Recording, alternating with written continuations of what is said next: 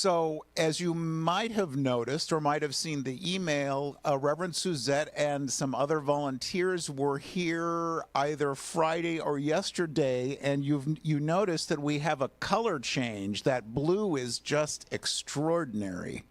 That is so pretty. Wow. All right. Well, thanks to Reverend Suzette and anybody else involved in making that happen. So, good morning or good afternoon or good evening, wherever you are, once again, and welcome. It's great to be back with you. Our topic for March is the flow of coming and going. And my topic for today is the still small voice. So we human beings don't always like change.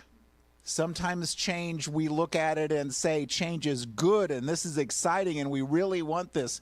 And sometimes we consciously choose it to go into a new experience or move to a new place or go into a new relationship or whatever the case might be. And very often change happens and it's not what we would have consciously chosen and not what we had in mind. I don't know about you, but I kind of miss that hour of sleep that we didn't get, right? Yes, yeah. But change. So we sprung forward at about 2 o'clock this morning. Change. March 20th is the first day of spring. So a couple of weeks. Not so much of a big deal in San Diego. You know, you probably don't notice it so much, but my late husband and I lived in Boston for 2 years in the mid-90s,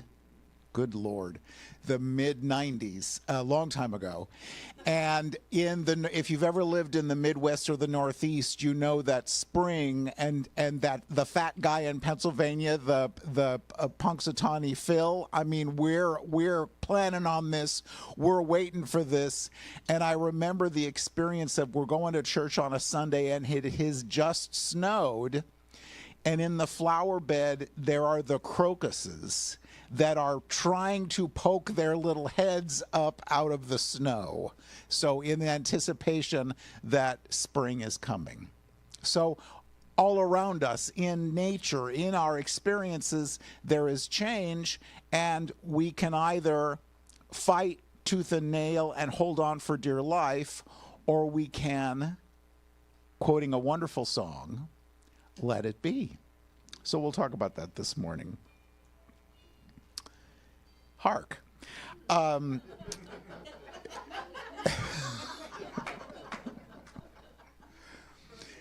Remember Louise Hay?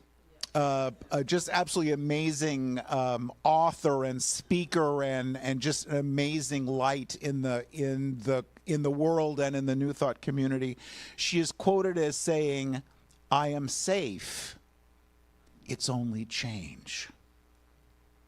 And the truth for us, and we'll talk much more about this morning, is that no matter what's going on, I am safe.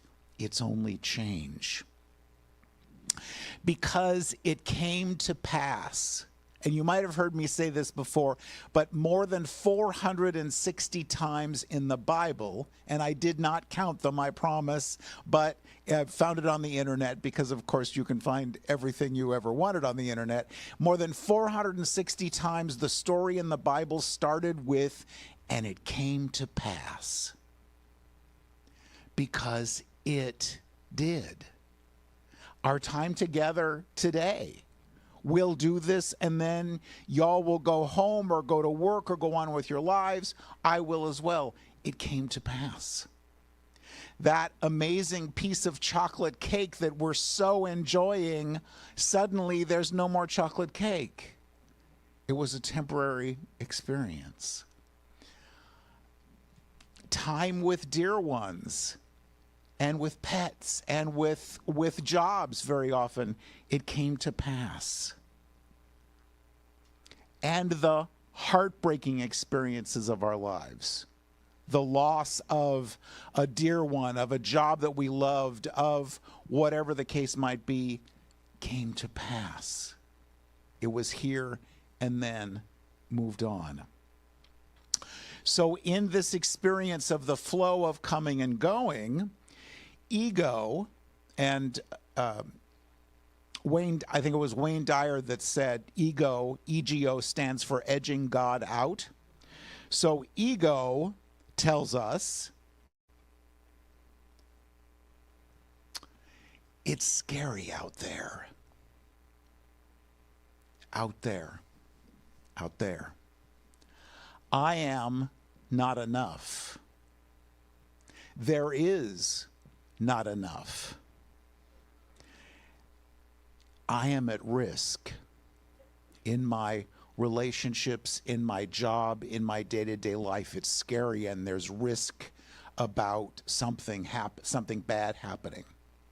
My job or my investments or my Social Security or my whatever is the source of my financial good. There's only so much to go around. Only so much money, only so much time, only so much love, that somehow all of those things are pie.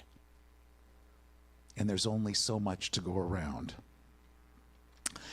My worth and value is based on what I do or don't do, not who I am or whose I am. Ego tells us that we must plan and be prepared. Remember, and I am dating myself, but some of you will remember this. Remember the triptych that the Auto Club used to do? So you'd go in and thank you so much, and whether you do or not, the fact that you're nodding your heads, yes, I so appreciate that. You'd go, thank you. So you'd go to the Auto Club office and you're going on a vacation and you're driving to Denver. And so they'd put this plastic spiral-bound book together for you and draw the route. And it showed where the gas stations were, and it showed where the campgrounds were. And it was so cool. I wish I would have kept one just to have, because remember, they were just so cool. So we do that. And many of you might remember me telling the story of back in the day, I'd travel for business and I'd print out my directions from MapQuest, and I'd have it printed, and I'd have this ream of paper that this is how you get there and these are the steps to follow. But what happens if you want to make a detour and go over here? Or what happens if you make a wrong turn? I had that experience. I had the opportunity to visit friends and do a workshop in a church outside of Chicago. And I had my MapQuest directions, and life is good, and I'm going there, and this is wonderful. And of course, this was before smartphones and GPSs and so forth. So I got there and we did our thing and it was great. And then I'm on my way back to Chicago in the middle of nowhere, and I have apparently made a wrong turn. Oh God. What do I do? And the still small voice said, so think about it for a minute.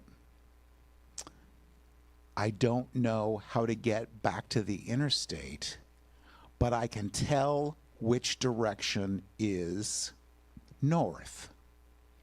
And so if I go north, I will either find the interstate or fall into Lake Michigan. A or B. The good news is I found the interstate. But the point is, we need to plan, we need to prepare, we need to have those goals. But are they etched in concrete to the point that if something happens that's offering our greater good to us, Do we say, yes, I'll accept that? Or do we hold on for dear life to what we think we should be doing? And we'll talk more about that. We might have expected to work for a company for X number of years and retire with a gold watch.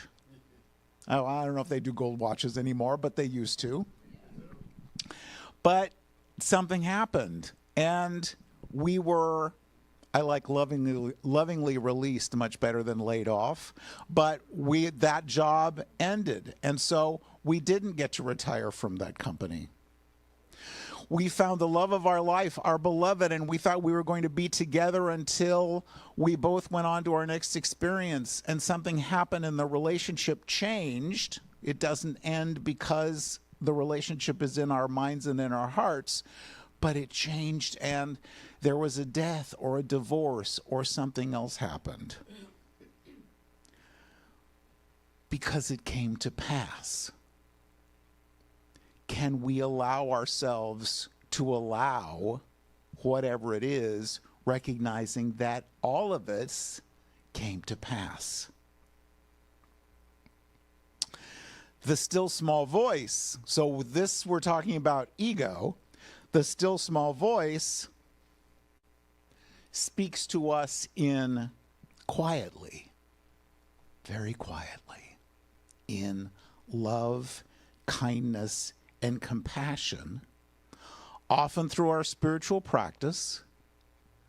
And for me, it's first thing in the morning. I'm just minding my own business. Can you give me a minute to get up and get coffee and figure out who I am? And the still small voice says, no. This is the wisdom for you for the day. And if you've heard me speak before, you know my favorite expression is, for the love of God, you know? Can you just leave me alone for a minute? No. And we'll talk much more about that. It ain't so too. Right. But that's a separate talk. Yeah.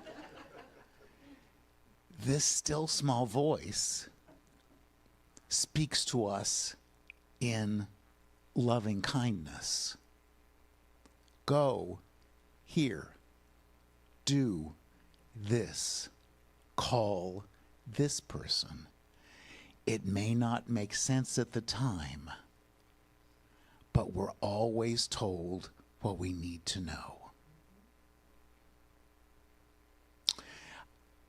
So the opportunity for us, because I don't like the word challenge, the opportunity for us is to go with this flow and to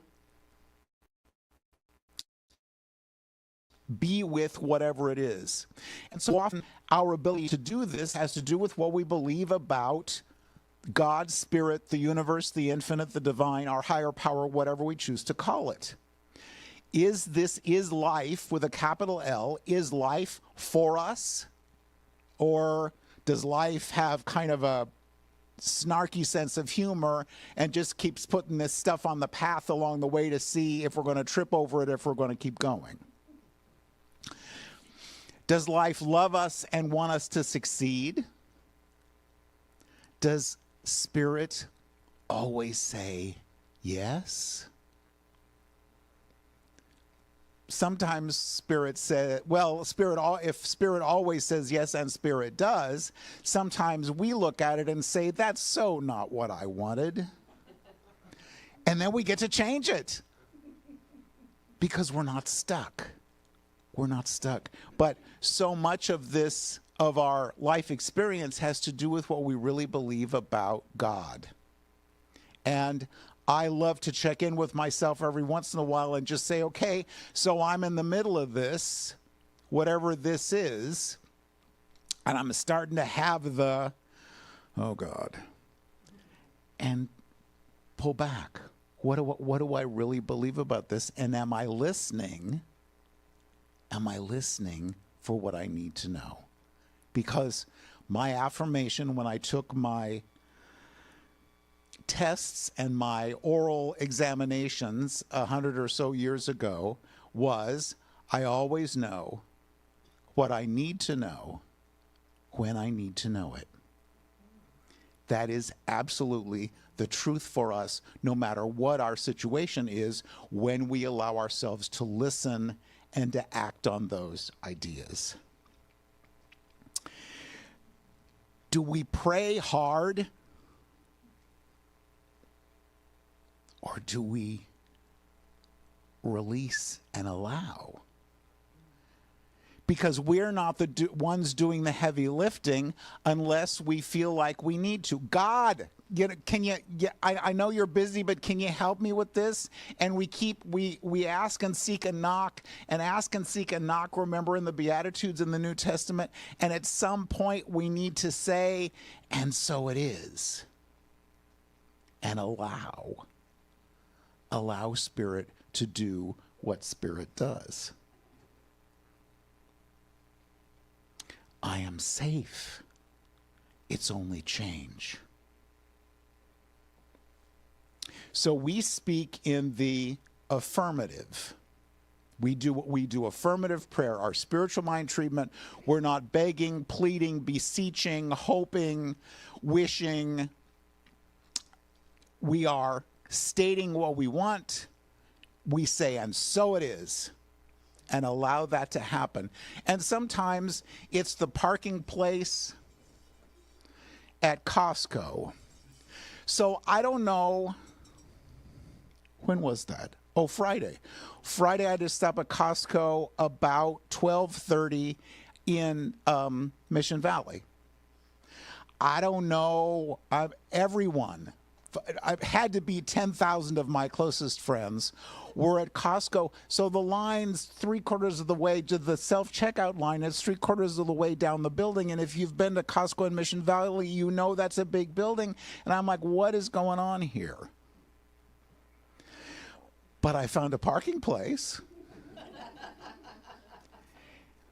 Answered prayer very often comes based on, always on my belief, but very often comes, there it is for you. I just really need this expanded income so that I can whatever. And you go to the mailbox and there's the check. Or it turns out you didn't need to spend that money. That's, as far as I'm concerned, that's unexpected income. When it's not outgo, it's unexpected income. That happens. But what about when we say, and so it is, and it's not manifesting yet? It's not happening yet. It's not there yet. What do we do? What do we do? And do we put those restrictions on Spirit as to how that greater good is going to come for us? Does it absolutely have to come UPS? Or could it come FedEx or Postal Service or even DHL? Do we allow life to bring us our greater good, however that happens for us? Or do we put restrictions? No, God, it's got to be this way, this time, look like this, act like this, walk like this, talk like this? Or do we allow our good to come as it comes? Edwene Gaines, one of my favorite authors, wrote, would you be willing to consider that Spirit has ways to bring your good to you that you hadn't thought of yet? Can we do that? Do we allow that? So I'm looking for a book. And I have a lot of books at my house. And I donated about half of my books to Ohm several years ago. And I still have a lot of books because I keep buying books. But that's just what I do. But this most amazing book, and the title is The 5 Invitations by Frank Ostaseski. And he writes about invitations being as preparing for death, but they are amazing invitations for our day-to-day lives, and death may be 50 or 75 years from now, but amazing wisdom related to day-to-day life. And one of them, the last one, the 5th one, is don't know mind. And he writes about cultivating don't know mind. I just want this new whatever it is. Or I just want to release this whatever it is. And I don't know how to do it. This is not ignorance or lack of knowledge, but rather curiosity, surprise, and wonder.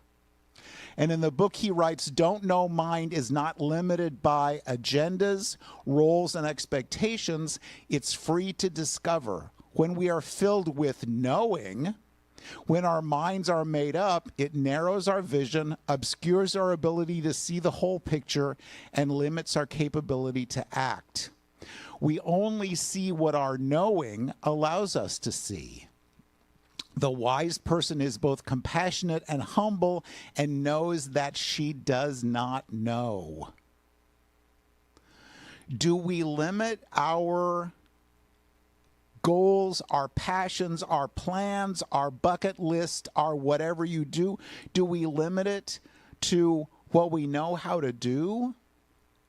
Or do we allow the still small voice to remind us that, that just really makes my tail wag. I have no idea how to do it, and that's the greatest thing because I know the universe is going to bring me what I need to know to allow that to happen. Whatever the situation, we have never experienced this exact situation before. Even if it looks the same, acts the same, and feels the same, we are different than we were last time. So can we be comfortable in the I don't know? And then listen and act on what the still small voice tells us. Because I can be just this, don't tell anybody, but I can be just the slightest bit controlling and egotistical related to, no, this is going to happen, and so it is. But don't let's get stuck in the how, just the what. And allow the still small voice, allow the universe to do what it's going to do. So don't know mind is an invitation to enter life with fresh eyes, to empty our minds and open our hearts and live in that curiosity and that possibility. Ever done something that you really wanted to do and were just the slightest bit nervous or even just a little bit terrified? Good?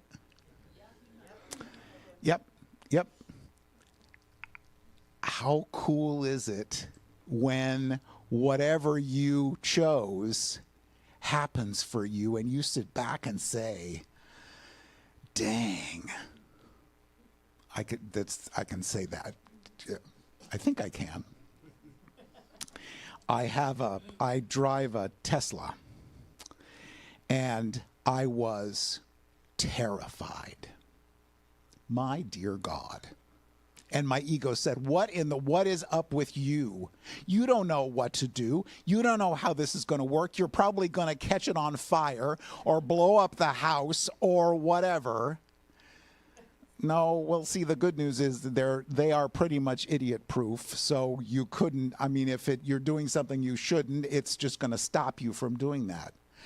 But it's just been the greatest thing. And when you push the envelope, that's another old expression. When you push the envelope to do that, wow. Well, if I could do that, maybe I could do whatever. And if I could do that, maybe I could do whatever. And Spirit says, well, sure. So this is what you need to do. This is what you need to do as long as we're listening and acting on what we're being told. So don't know mind is an invitation to hunker down, to luxuriate, to feel surrounded by that God that Jesus talked about. I know we don't talk about the Bible very much in religious science, but I love to, because whether we want to admit it or not, that's the foundation of our teaching. And Jesus talked about this God the Father, and whatever word works for you is absolutely fine, as the loving, nurturing presence that always responds to us as we believe. And to ask, and to seek, and to knock, and keep knocking until you get the answer, and you're able to hear the answer that you've been gotten, the answer that you got, and then that. Releasing thoughts of how it should be, how it could be, how it couldn't be, and allow it to be how it's going to be, to let it be. Don't know mind is an invitation to dwell. I love the word dwell. To dwell in the present moment. In these strange and wonderful days, I invite, encourage, and challenge us to stay in the present moment, to change the channel, to use the remote, to turn off the television. You can even do that, which was a surprise to me. Keep scrolling through Facebook to find the wonderful positive posts and not pick up the goofiness, using a purely spiritual term. Because we read, well, somebody said they're going to do, and somebody said they're going to stop doing. But Course in Miracles reminds us, I could see peace instead of this. I don't have to listen to this background noise. I don't have to step into fear. I can know that whatever happens, I am safe. It's only change. I could see peace instead of this, whatever this is. There was always the opportunity to take a breath, to remember who and whose we are, and allow ourselves to see peace instead of this. Dear ones, I am convinced that that's why we're here in this moment, on this planet, in this moment, is to be that source of peace that we'll sing about at the end of the service, letting it begin with us. I could see peace instead of this.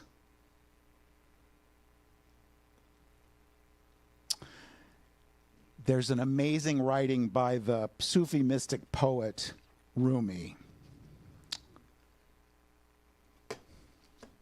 And he writes, the breezes at dawn have secrets to tell you. Don't go back to sleep. You must ask for what you really want. Don't go back to sleep. People are going back and forth across the doorsill where the two worlds touch. The door is round and open. Don't go back to sleep.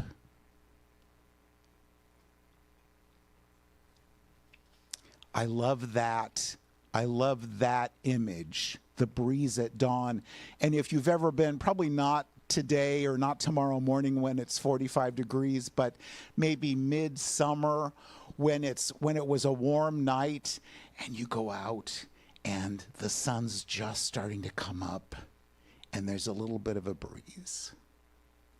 And there's no noise, there's no yama yama, there's no blah blah blah. There's just that quiet, loving, nurturing breeze. Don't go back to sleep. Because when we listen, when we allow the still small voice to remind us of the truth of our being, we can see that it's all just background noise. And it's there, and we can choose it, but I could see peace instead of this. One more quote for you. This is from an amazing book, The Art of Uncertainty, How to Live in the Mystery of Life and Love It, by Dennis Merritt Jones. And he writes, as we spiritually mature, we begin to understand that faith in the unseen presence of the Infinite One is not so much about having that presence magically fix the problems in our life, as much as it is helping us embrace the what is that accompanies most change, knowing we are not dealing with it alone.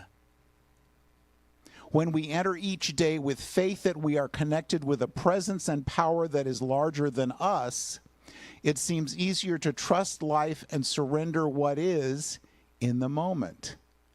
That doesn't mean we'll always like what that moment brings, but with faith we are able to trust the process and find peace in the moment of what is. The breeze at dawn has secrets to tell you.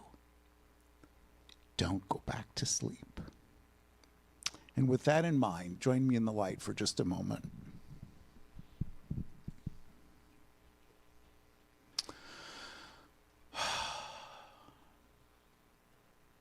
So in the peace and the quiet of this moment, we offer great thanks for the opportunity to be together today, either in person or online or watching later. We give thanks for this beloved spiritual community. We give thanks for this amazing teaching and the technology that allows us to share these ideas. And moving forward this afternoon and this week, we allow ourselves to be awake, to be consciously aware of our oneness, to be consciously aware of what we're focusing on, and recognize that if it doesn't make sense to us, to our souls, we can change our minds.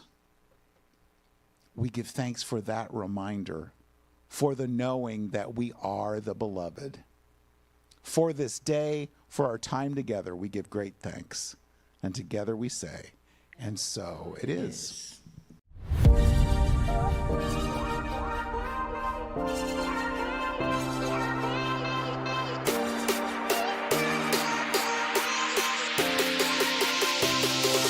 Yes.